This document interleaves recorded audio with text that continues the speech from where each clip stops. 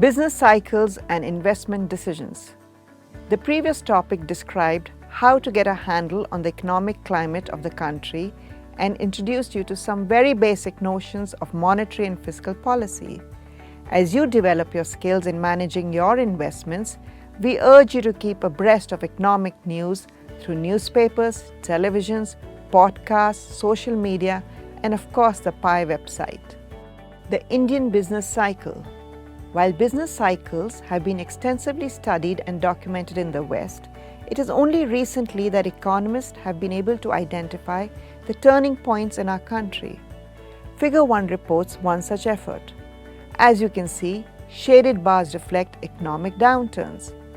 What makes any investment decision difficult is that the intervals between downturns varies, and so does the duration of that downturn. Some are longer, others are shorter.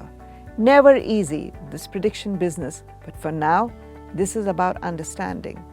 There are indicators that one can use to get a rough sense of where we are in this business cycle. Leading economic indicators which tend to move in advance of economic activity.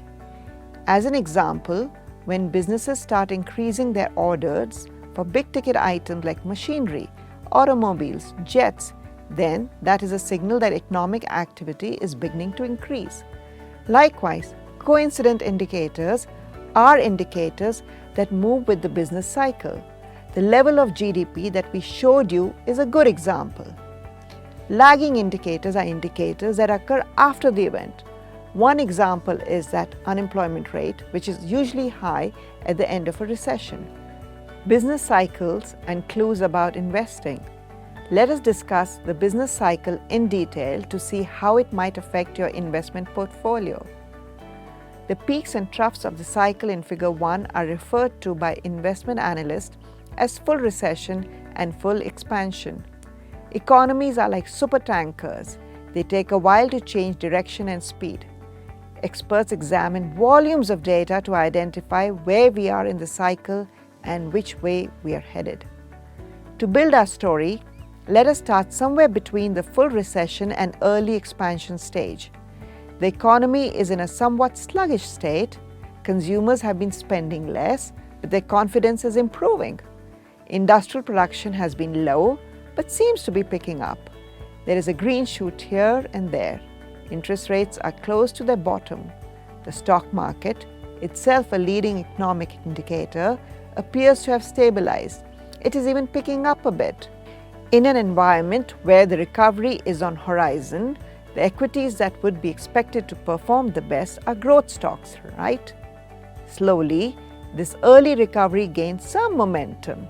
Businesses see inventories decline. Some see capacity constraints and may even start thinking of expanding their production operations.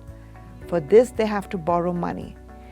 As the demand for money begins to increase, the cost of money will go up, will it not? So interest rates begin to rise. Still, some businesses remain cautious. The recovery gathers more steam, more borrowing, higher interest rates, higher profits for the early starters, as consumers and households begin to loosen their purse strings. And economic activity, read GDP, is already picking up. It is a coincident indicator after all.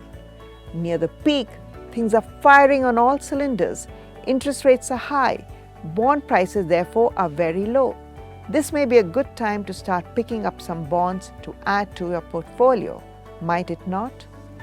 At about the same time, since business profits have been growing for a while, employees start clamoring for pay raises. Share some of those profits, they say. Hire more people, they say. And wages start to climb. And cost of production increases just when industrial production begins to stall. And we are beyond the peak now, heading towards a downturn. Where to put your money now? How about in sectors that are relatively insulated from economic swings? Think defensive stocks, food, healthcare, items that people would consume regardless of the state of the economy. All the while, governments and central banks have been nudging things along, providing support here and there. A full recession may or may not happen depending upon the success, failure of the policy initiatives that have been employed. But now you get sense of the big picture. don't you? Go, read our deep dives, and as always, come back for more.